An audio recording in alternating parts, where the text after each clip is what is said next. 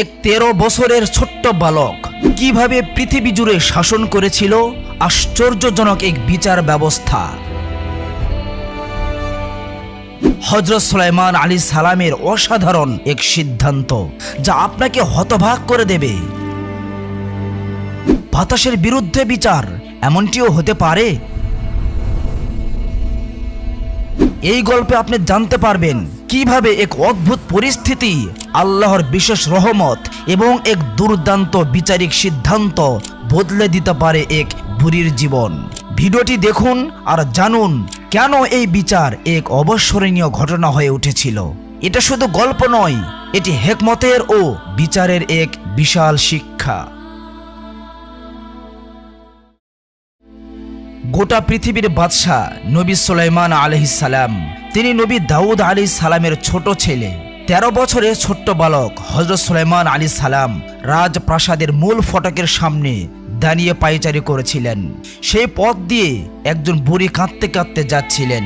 হযরত সুলাইমান আলাইহিস সালাম বুড়িকে জিজ্ঞেস করলেন, বুড়িমা, তোমার কি হয়েছে? তুমি কাঁদছো কেন? বুড়ি বলল, শাহজাদা, কি আর বলবো দুঃখের কথা, আমার কাছে মাত্র 2 কেজি গম ছিল।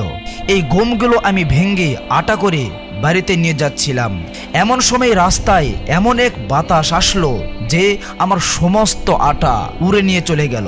এখন আমার বাড়িতে মেহমান বসে রয়েছে। আমার মেহমানকে আমি কিভাবে আপ্যায়ন করব? আমার মেহমানকে আমি এখন কি খাবার দিব বলুন? হযরত সুলাইমান আলাইহিস সালাম বুড়ির কথা শোনার পর বুড়িকে বললেন, ওগো বুড়িমা, তুমি আমার পিতা বাদশাহ দাউদ আলাইহিস সালামের দরবারে বিচার নিয়ে যাও। বুড়ি বলল, বিচার? কার বিরুদ্ধে বিচার দায়ের করব? সুলাইমান আলাইহিস সালাম বললেন, কেন বাতাসের বিরুদ্ধে বিচার দায়ের করবেন? বাতাস তোমার আটা উড়ে নিয়ে চলে গিয়েছে। বাতাস তো অন্যায় করেছে, আর যে অন্যায় করে তাকে অবশ্যই শাস্তি পেতে হবে। সুলাইমান আলাইহিস সালামের কথা শুনে বুড়ি আশ্চর্য হয়ে বলল, কি বলছেন শাহজাদা? বাতাসের বিরুদ্ধে বিচার দায়ের করা কি সম্ভব? কিভাবে করব? এরকম অহেতুক বিচার বাদশার কাছে নিয়ে যাওয়া তো মোটেও উচিত হবে না। সুলাইমান আলাইহিস সালাম বললেন, আমি তো তোমাকে বললাম বিচার নিয়ে যেতে। বাতাস তো বড় অন্যায় করেছে, তাকে অবশ্যই শাস্তি পেতে হবে। বুড়ি যদিও বাতাসের বিরুদ্ধে বিচার দায়ের করতে মোটেও রাজি হচ্ছিল না, কিন্তু সুলাইমান আলাইহিস সালামের জোরাজুরিতে রাজি হয়ে গেল। বুড়ি বাধ্য হয়ে হযরত দাউদ আলাইহিস সালামের দরবারে গেলেন বাতাসের বিচার নিয়ে। বাদশাহ দাউদ আলাইহিস সালামকে গিয়ে বললেন, হে আল্লাহ তাআলার পয়গম্বর, আমি আপনার কাছে একটি বিচার দায়ের করতে এসেছি। আমার কাছে 2 কেজি গম ছিল। এই গম ভেঙে আমি আটা বানিয়ে বাড়িতে যাচ্ছিলাম। পথে বাতাস এসে আমার সকল আটা উড়ে নিয়ে চলে যায়। এখন আমার বাড়িতে মেহমান বসে রয়েছে, আমি তাকে কিভাবে খাবার দিব? হযরত দাউদ আলাইহিস সালাম একজন সৈন্যকে বললেন, এই বুড়িকে বাইতুল মাল থেকে 2 কেজি আটা দিয়ে সাহায্য করো। সেই সৈন্য বাইতুল মাল থেকে বুড়িকে 2 কেজি আটা দিয়ে দিলেন। 2 কেজি আটা পাওয়ার পর বুড়ি সন্তুষ্ট হয়ে রাজপ্রাসাদ থেকে বের হয়ে বাড়ির দিকে রওনা দিলেন। মূল ফটকের সামনে আবারও হযরত সুলাইমান আলাইহিস সালামের সঙ্গে দেখা। সুলাইমান আলাইহিস সালাম জিজ্ঞেস করলেন, কি হে বুড়িমা, আমার পিতা কি বাতাসের বিচার করেছে? বুড়ি বলল, বাতাসের তো বিচার করেননি, তবে বাদশাহ সকল ঘটনা শোনার পর আমাকে 2 কেজি আটা দিয়েছেন। এই 2 কেজি আটা নিয়েই আমি অনেক খুশি আছি। হযরত সুলাইমান আলাইহিস সালাম বললেন, আমি তোমাকে পাঠালাম বাতাসের বিচার পাওয়ার জন্য, আর তুমি 2 কেজি আটা নিয়ে ফেরত চলে আসলে? তুমি আবার যাও, গিয়ে বলো আমার আটা লাগবে না, আমাকে আপনি বাতাসের বিচার করে দিন। বুড়ি আবার রাজপ্রাসাদে প্রবেশ করলো এবং দাউদ আলাইহিস সালামকে বলল, হে আল্লাহ তাআলার পয়গম্বর, আমার আটার প্রয়োজন নেই, আপনি আমাকে বাতাসের বিচার করে দেন, আমি ন্যায্য বিচার পেতে চাই। বুড়ির কথা শুনে এবার দাউদ আলাইহিস সালাম একটু রেগেই গিয়ে বললেন, কি হে বুড়িমা, তোমার কি আটা কম হয়েছে নাকি? এই বলে হযরত দাউদ আলাইহিস সালাম একজন সৈন্যকে বললেন, বুড়িকে আরো 2 কেজি আটা বাড়িয়ে দাও। বুড়ি মোট 4 কেজি আটা নিয়ে খুশি মনে রাজপ্রাসাদ থেকে বের হয়ে বাড়ির দিকে রওনা দিলেন। মূল ফটকের সামনে আবারও সুলাইমান আলাইহিস সালামের সঙ্গে দেখা। হযরত সুলাইমান আলাইহিস সালাম জিজ্ঞেস করলেন, কি হে বুড়িমা, আমার পিতা কি বাতাসের বিচার করেছে? বুড়ি বলল, বাতাসের তো বিচার করেনি, তবে আটা 2 কেজি থেকে 4 কেজি হয়েছে। হযরত সুলাইমান আলাইহিস সালাম এবার একটু রাগান্বিত কণ্ঠে বললেন, কি হে বুড়িমা, তোমাকে আমি পাঠাচ্ছি বাতাসের বিচার পাওয়ার জন্য, আর তুমি বারবার আটা নিয়ে ফেরত আসছো। তুমি আবার যাও এবং বাদশাকে গিয়ে বলো আমার আটার কোনো প্রয়োজন নেই, আপনি বাতাসের বিচার করে দেন। হযরত সুলাইমান আলাইহিস সালামের কথা শুনে বুড়ি কাঁপতে কাঁপতে আবার রাজপ্রাসাদের ভিতর প্রবেশ করলেন। তিনি দাউদ আলাইহিস সালামকে গিয়ে বললেন, হে আল্লাহ তাআলা পয়গম্বর, মহামান্য বাদশাহ, আমার আটার কোনো প্রয়োজন নেই, আপনি বাতাসের বিচার করে দেন, আমি ন্যায্য বিচার পেতে চাই। বুড়ির কথা শুনে এবার দাউদ আলাইহিস সালাম একটু রেগে গিয়ে বললেন, হে বুড়িমা, তুমি কি জানো না বাতাসের বিচার করা সম্ভব নয়? আমি মানুষ হয়ে তার বিচার কিভাবে করতে পারি? তোমাকে 2 কেজি আটার পরিবর্তে তো 4 কেজি আটা দিলাম, তারপরে তুমি বারবার কেন বাতাসের বিচার চাইতেছ? এই বলে হযরত দাউদ আলাইহিস সালাম একজন সৈন্যকে বললেন, বুড়ির মাথা থেকে এমন বুদ্ধি আসার কথা না, তুমি গিয়ে দেখো তো ওই মূল ফটকের সামনে কে দাঁড়িয়ে রয়েছে এবং বুড়িকে বারবার বাতাসের বিচার পাওয়ার জন্য রাজপ্রাসাদের ভিতর কে পাঠাচ্ছে, তুমি তা তদন্ত করো।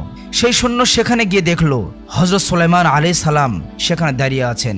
সৈন্য ফিরে এসে হযরত দাউদ আলাইহিস সালামকে বলল, হে মহামান্য বাদশাহ, সে তো আর কেউ নয়, আপনার ছোট্ট পুত্র শাহজাদা সুলাইমান সেখানে দাঁড়িয়ে রয়েছে।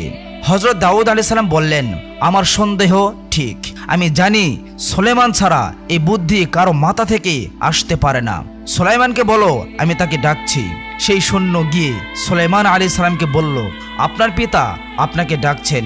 সুলাইমান আলাইহিস সালাম যখন দাউদ আলাইহিস সালামের সামনে আসলো, দাউদ আলাইহিস সালাম তাকে বললেন, সুলাইমান, তুমি কি জানো না বাবা, বাতাসের বিচার করা সম্ভব নয়। বাতাস যদি মানুষ হতো অবশ্যই আমি তার কঠিন বিচার করতাম। 13 বছরের ছোট্ট বালক হযরত সুলাইমান আলাইহিস সালাম বললেন, আব্বাজান, বাতাসের বিচার করা কেন সম্ভব না? আব্বাজান, আপনি ভুলে যাবেন না, আপনি আল্লাহ তাআলার প্রিয় পয়গম্বর।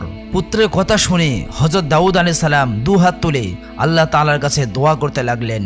আল্লাহ রাব্বুল আলামিন বাতাসকে অনুমতি দিলেন দাউদ আলাইহিস সালামের দরবারে উপস্থিত হওয়ার জন্য। বাতাস যখন দাউদ আলাইহিস সালামের দরবারে উপস্থিত হলেন, আল্লাহ রাব্বুল আলামিন বাতাসের জবান খুলে দিলেন। দাউদ আলাইহিস সালাম বাতাসকে জিজ্ঞেস করলেন, হে বাতাস, তুমি কেন এই বুড়ির আটা উড়িয়ে নিয়ে গিয়েছো? বাতাস বলতে লাগলেন, হে আল্লাহ তাআলার পয়গম্বর, আমি তো নিজে থেকেই কিছু করিনি, আমি আল্লাহ তাআলার নির্দেশ পালন করেছি মাত্র। গভীর সমুদ্রের মধ্যে একটি জাহাজ প্রবল ঝড়ের সম্মুখীন হয়েছিল এবং জাহাজের তলায় ছিদ্র হয়ে জাহাজের ভিতরে পানি প্রবেশ করতেছিল। ওই সময় আল্লাহ রাব্বুল আলামিন আমাকে ডেকে বলেছিল, হে বাতাস, ওই বুড়ির কাছ থেকে আটাগুলো উড়ে নিয়ে এসে ওই জাহাজের তলার মধ্যে লাগিয়ে দিয়ে জাহাজের ছিদ্র বন্ধ করে দেওয়ার জন্য, যাতে করে জাহাজের সকল মানুষ প্রাণে বাঁচতে পারে। হযরত দাউদ আলাইহিস সালাম বুড়িকে উদ্দেশ্য করে বললেন, হে বুড়িমা, তোমার তো কপাল খুলে গিয়েছে, আল্লাহ রাব্বুল আলামিন তোমাকে অনেক বেশি পছন্দ করেন, অনেক বেশি ভালোবাসেন, সেজন্যই আল্লাহ রাব্বুল আলামিন তোমার থেকে এই খেদমত নিয়েছেন। তোমার 2 কেজি আটার বিনিময়ে আল্লাহ রাব্বুল আলামিন জাহাজের অনেক ব্যক্তির প্রাণ বাঁচিয়ে দিয়েছেন। হে বুড়িমা, আমি নবী বলছি, তোমাকে আল্লাহ রাব্বুল আলামিন অনেক বেশি ভালোবাসেন। তুমি নিঃসন্দেহে কোনো গোপন আমল করো এবং সেই গোপন আমলের কারণেই আল্লাহ তাআলার কাছে এত প্রিয় হয়েছ। হে বুড়িমা, তুমি কি গোপন আমল করো? দয়া করে আমাকে বলো। বুড়ি বললেন, হে আল্লাহ তাআলার পয়গম্বর, আমার তেমন কোনো নেক আমল নেই, তবে আমি একটি নীতির উপর সব সময় অটল থাকি। আমার ঘরে যদি কোনো ভিক্ষুক এবং অসহায় ব্যক্তি আসে এবং আমার কাছে খাবার চাই, আমি তাকে কখনো খালি পেটে ফিরে দেই না। হযরত দাউদ আলাইহিস সালাম এবং বুড়ির মধ্যে ভরা মজলিসে কথোপকথন হচ্ছে। এমন সময় সেখানে কয়েকজন ব্যক্তি উপস্থিত হলেন। সেই ব্যক্তিগণ উপস্থিত হয়ে দাউদ আলাইহিস সালামকে বললেন, হে আল্লাহ তাআলার পয়গম্বর বাদশাহ দাউদ, আমরা এই কয়েকজন নাবিক অন্য দেশ থেকে বিপুল পরিমাণ খাদ্যদ্রব্য ক্রয় করে নিজের দেশের দিকে ফিরছিলাম, কিন্তু আপনার রাজ্যে যখন আসলাম, সমুদ্রের মধ্যে এক গভীর ঝড় শুরু হলো এবং সেই ঝড়ের কবলে আমাদের খাদ্য শস্য ভর্তি সেই জাহাজ পড়ে গেল এবং কোনো কারণে আমাদের জাহাজের তলা ফুটো হয়ে গেল। জাহাজের ভেতর পানি প্রবেশ করতে শুরু করলো। তখন আমরা নাবিকগণ আল্লাহ তাআলার দরবারে দোয়া করতে লাগলাম, হে আল্লাহ, তুমি যদি এই ঝড় থেকে আজকে আমাদেরকে প্রাণে বাঁচিয়ে দাও, তাহলে এই জাহাজে যে বিপুল পরিমাণ খাদ্যদ্রব্য খাদ্য শস্য রয়েছে সবকিছু আমরা গরিব দুঃখী অসহায়ের মধ্যে দান করে দেব। কুদরতিভাবে হয়তো আল্লাহ রাব্বুল আলামিনের হুকুমে আমাদের জাহাজের তলার সেই ছিদ্র বন্ধ হয়ে গেল এবং আমরা প্রাণে বাঁচতে পারলাম।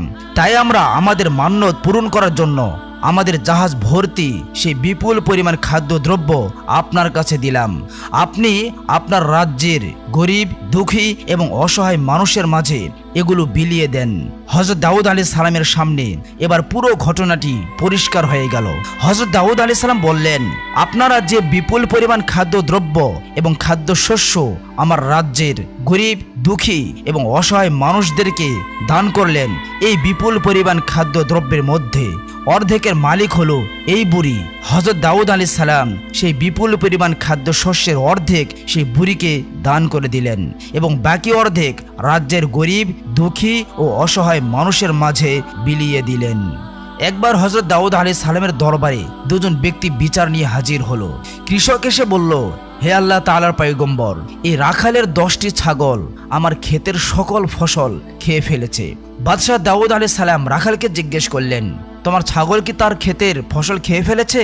রাখাল বলল, মহামান্য বাদশাহ, আমার অজান্তেই আমার ছাগলগুলো তার ফসলের ক্ষেতে ঢুকে পড়েছে এবং তার ফসল খেয়ে ফেলেছে।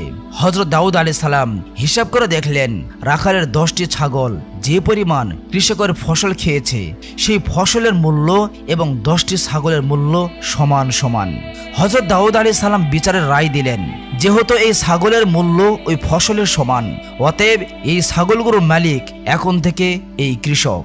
এই বলে হযরত দাউদ আলাইহিস সালাম ছাগলগুলোকে কৃষককে দিয়ে দিলেন। এতে করে রাখাল তার 10টি ছাগল হারিয়ে নিঃস্ব হয়ে গেল। কৃষক তার ফসলের বিনিময়ে ছাগলগুলো পেয়ে সন্তুষ্ট থাকলেন। হযরত দাউদ আলাইহিস সালাম যে বিচারটি করলেন তার হিকমত অনুযায়ী তিনি সঠিক এবং ন্যায় বিচার করেছেন। ওই রাত সবাই তার ছোট ছেলে হযরত সুলাইমান আলাইহিস সালাম বসা ছিল। হযরত সুলাইমান আলাইহিস সালাম এর বয়স তখন মাত্র 13 বছর।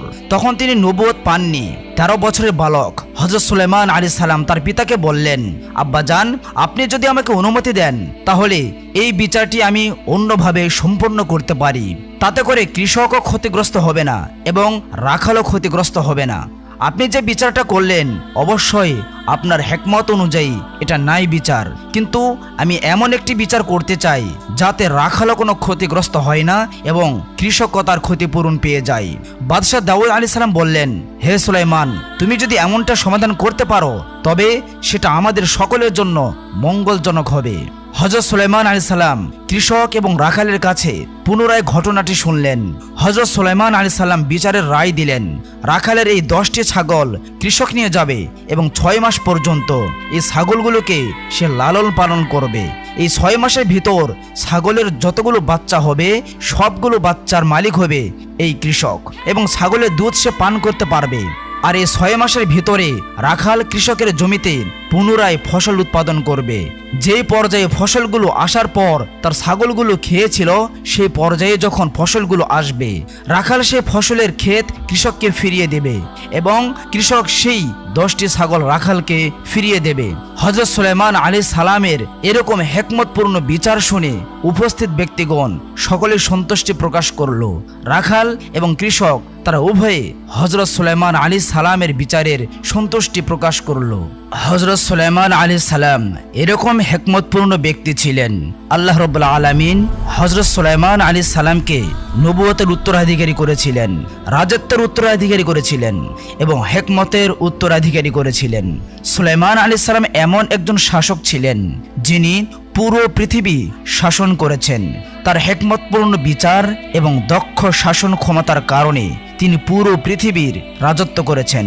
তিনি যে শুধু মানুষের উপর রাজত্ব করেছেন এমনটি নয়, 18,000 মাখলুকাত যত প্রাণীকুল রয়েছে আল্লাহ রাব্বুল আলামিন সকলের উপর হযরত সুলাইমান আলাইহিস সালামের রাজত্ব দান করেছিলেন।